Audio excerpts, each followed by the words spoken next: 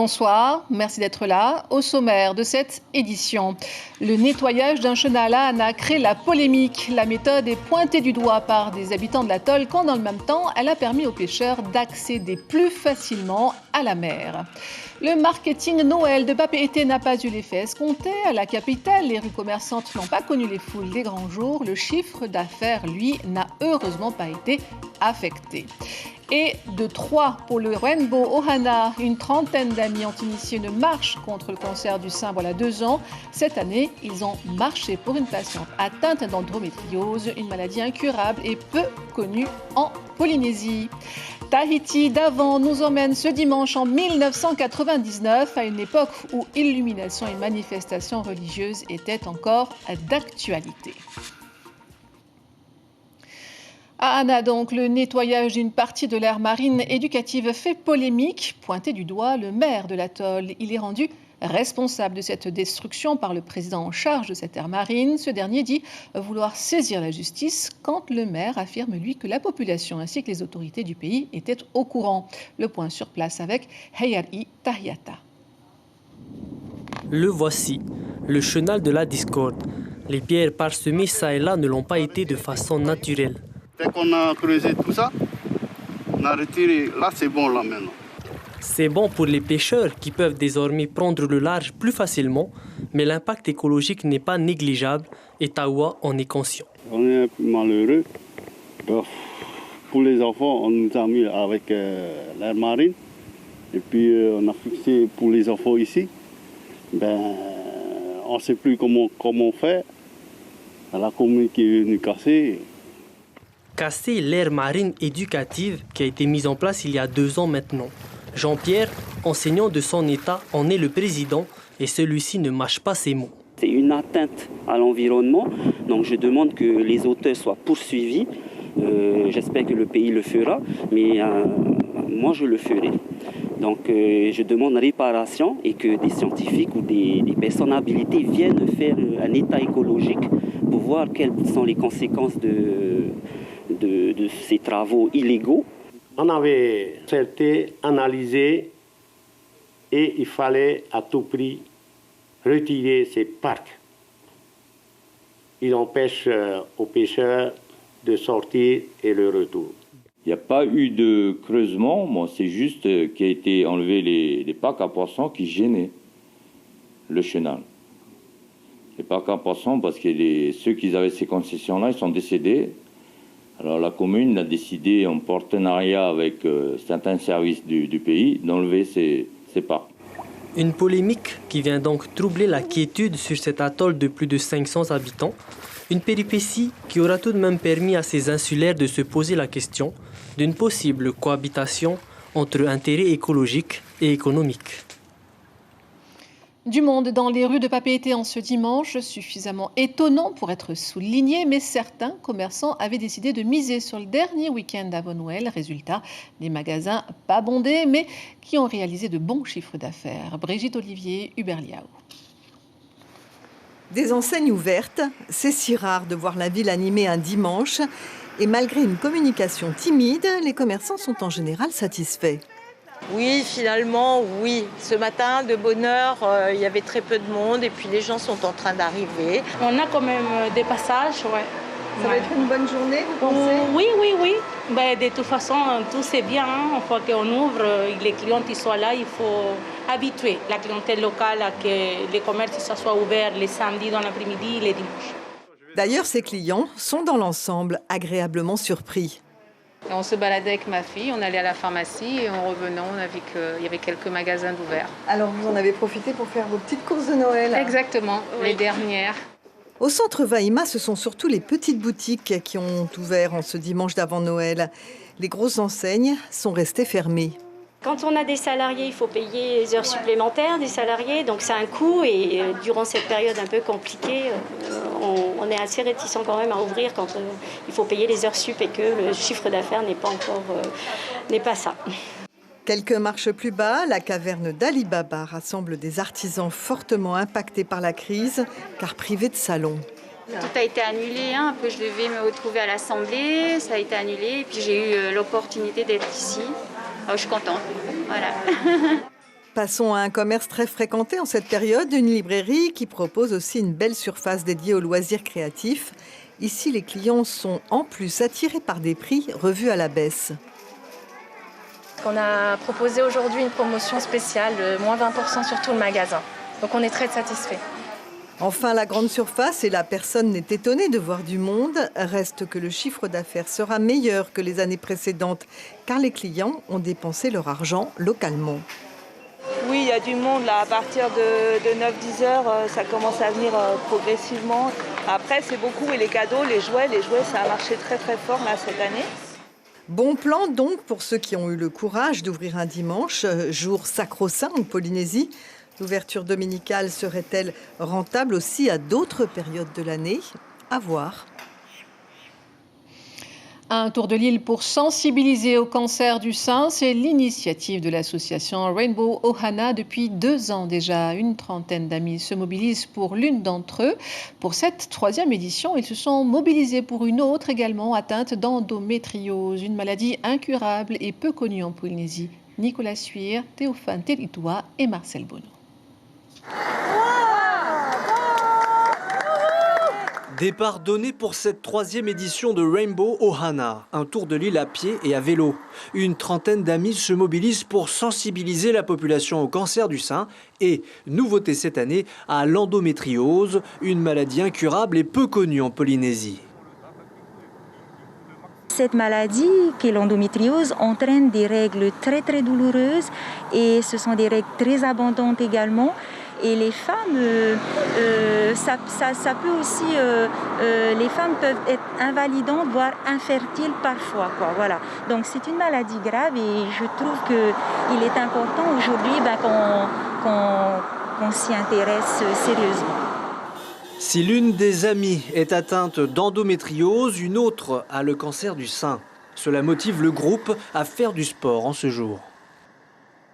On le fait pour toutes les Polynésiennes, d'ici ou d'ailleurs, donc pour sensibiliser au cancer du sein, de l'endométriose.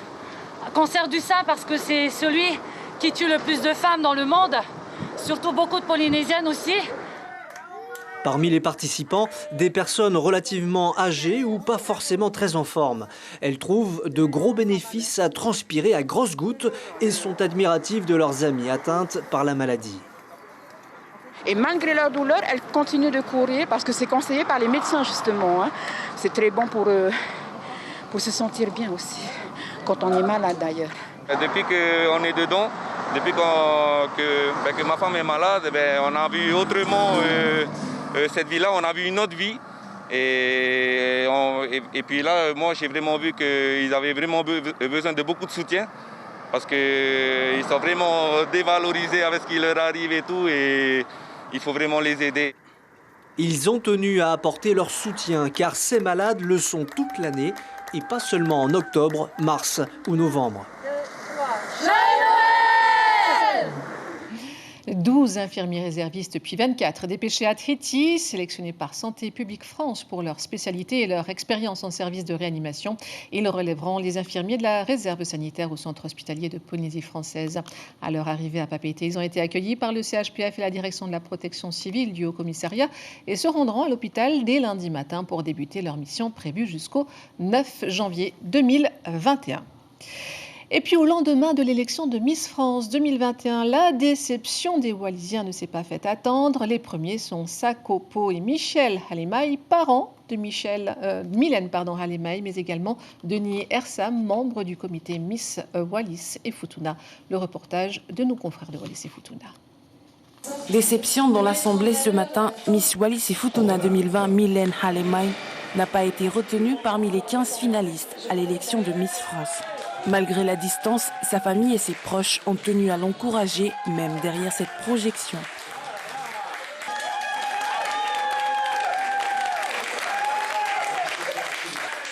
Bien que les résultats n'aient pas été satisfaisants, sa famille reste fière de son parcours.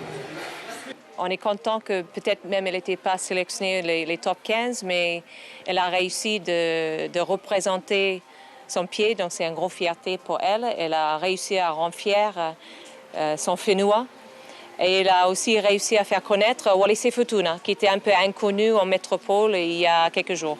Donc ça, c'est déjà une grosse fierté pour elle. Nous, on est toujours très fiers de ce qu'elle a fait, le parcours que Mylène a fait jusqu'à Miss France. Miss France a été le premier défi de Mylène. Le comité de Miss attend impatiemment son retour pour poursuivre leur projet. On a une prochaine étape qui va être l'élection de Miss Pacific Islands. Donc on sait qu'on est tous très déçus là, ce matin, mais il y a d'autres étapes qui viennent et Mylène c'est une sportive, donc on ne perd pas, on progresse, quoi qu'il arrive. Ça fait partie du jeu et du fair play. Je ne doute pas que ce soir elle reste dans un esprit fair play. Voilà. Mais c'est sûr qu'on est très déçus et Alain me disait tout à l'heure au téléphone que les autres représentants des autres comités, ses collègues, sont tous venus le voir en lui disant qu'ils ne comprenaient pas pourquoi Miss Wallis et Futuna n'était pas parmi les 15. Mylène Halemaï est la 6e représentante de Wallis et Futuna à l'élection de Miss France après 17 années d'absence. Elle portera également les couleurs de l'archipel à Miss Pacific Islands 2021, prévue pour le premier trimestre de l'année prochaine. On revient en Polynésie où le goudronnage des routes de Taha seront bientôt terminé. Un cadeau inespéré pour les habitants de l'île. 1 an qu'ils attendent la fin de ces travaux de réfection. Le chantier qui avait pour but de recouvrir l'ensemble des trous qui perforaient les voies d'accès endommagées devrait être livré d'ici à la fin de l'année. C'est en tout cas ce qu'a affirmé le chef de chantier. À Uapau et Uahuka, privés de liaison aérienne. La faute à des pannes successives du Twin Otter de la compagnie Air Archipel, immobilisé au sol depuis jeudi dernier. Incidence directe de cette situation, une population pénalisée à quelques jours du réveillon et des professionnels du tourisme durement impactés, comme ce gérant de pension de famille, Jérôme Simoneau. Il répond au micro de Lionel Tehamoana. Aujourd'hui, on ne peut plus dire que c'est tellement le Covid qui nous impacte, mais plutôt les problèmes d'avion. Vraiment, une clientèle qui veut venir, puisqu'on a refusé jusqu'à 10 réservations pour cette période des congés de Noël. Donc sur ces 10 réservations refusées, donc on était complet. Et actuellement, ma clientèle est en train de s'égrener, en train de ne plus être là, suite aux problèmes d'avion. Ils ne peuvent plus venir. Aux îles Soulevant, la solidarité opère encore sur l'île de Bora Bora. Après les associations Yavaimano, Ano Bora Bora et Tama Otemo Matahiapo, coup de projecteur sur Veiroina, présidé par Daniel Pa'a. 1 mois qu'il se mobilise avec toute son équipe pour offrir aux 77 familles impactées par la crise un repas pour ces fêtes de fin d'année. Des bénéficiaires marqués par cet élan de générosité, ils déclarent ainsi pouvoir profiter de la magie de Noël et du Nouvel An. On écoute leur réaction recueillie par Rosanna Meihuta. Nous avons offert dans chaque foyer un carton de riz, un carton de poulet, une barre de viande et un rice cooker en cadeau de Noël. Et un paquet de bonbons par enfant dans chaque foyer. Et à l'intérieur de chaque foyer, nous regardons les personnes qui sont en couple. Si par exemple il y a 3 couples dans un foyer, ça va multiplier par 3 chaque denrée alimentaire, jusqu'au paquet de bonbons pour les enfants. Ça fait plaisir et ça fait chaud que le quartier, l'association du quartier fasse ça pour nous, pour sa population. C'est super, on est très contents. Sport, Mike Fong, victorieux d'un concours amical de pêche au gros à Reyate avec sa prise, un hauda de 228 kilos. Ce natif de Huahine remporte le titre devant 88 autres participants. C'est dire l'engouement pour cette activité, somme toute nourricière. Le second est également de Huahine, il s'agit de l'adjoint au maire de la commune. Mike Fong empoche la somme de 880 000 francs, un beau cadeau de Noël. On l'écoute au micro de Julien Vesco. On a fait le hook-up à 13h. On a travaillé pendant 1 heure de temps. On l'a eu à 14h dans le bateau. On était 3 à bord à travailler avec. Bon, c'est pas la plus grosse prise que tu as eue depuis que tu pêches. Ça va être la plus grosse prise de l'année, on va dire.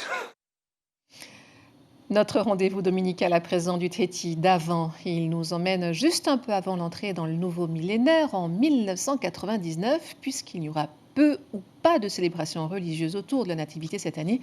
Nous vous proposons un peu de magie de Noël avec les illuminations du temple mormon et de la rue Faripiti. Natacha Silagi et Gilles Lucot.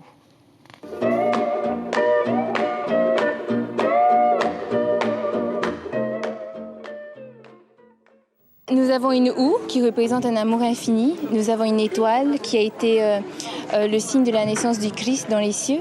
Et nous avons également des clochettes pour rappeler les brebis perdues auprès du Sauveur.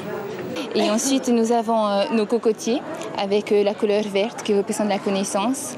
Et nous avons également le rouge pour rappeler le sang du Christ qui a été versé pour nous et son amour infini pour nous. Un amour infini que l'Église mormone souhaite toujours aussi fort, encore plus fort peut-être en cette fin de siècle. Noël est l'occasion pour elle de le rappeler à ceux et celles qui veulent encore y croire. C'est bien pour cela que chaque année, ses membres décident d'illuminer la rue du Commandant Chezé et de la rebaptiser rue de Noël. C'est beaucoup de travail. Nous avons quand même cumulé le matériel depuis 4 ans. Mais ça demande un peu plus de sacrifice quand même. Alors on espère que le voisinage, tous ceux qui viendront regarder puissent respecter tout cela pour le bien-être des enfants et de la population. Les jeunes des églises mormones et de l'église Sanito ont voulu donner aussi un peu d'eux-mêmes durant cette soirée, toujours pour Jésus-Christ et son amour. Si je suis là, c'est que déjà je le pense, et puis les gens qui sont dehors, qui sont là pour nous écouter. Donc je vois que la population n'est pas derrière l'église. Maintenant, en tant que femmes, nous devons nous prouver que nous sommes femmes aujourd'hui en l'an 2000, oui. C'est grâce au Christ que vous allez pouvoir le faire ? C'est grâce au Christ, oui, mais c'est aussi grâce à tout ce qui est autour. Les enfants, en tout cas, continueront toujours de croire au Père Noël. Un personnage qui a su traverser les mois, les années et les siècles dans le cœur des tout-petits.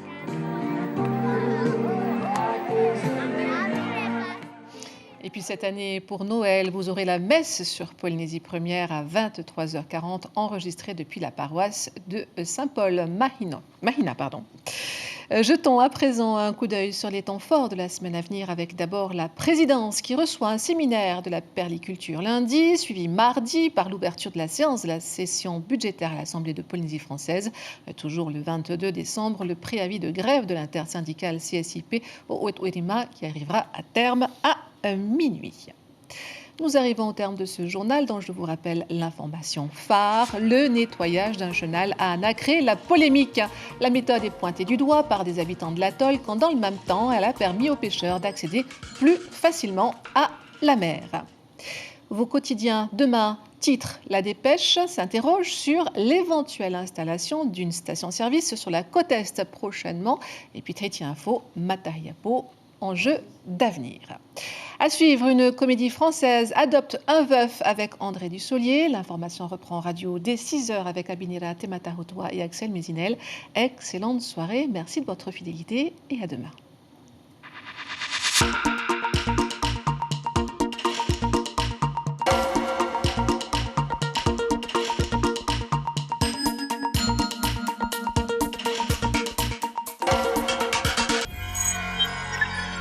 Retrouvez ce programme en replay sur notre site internet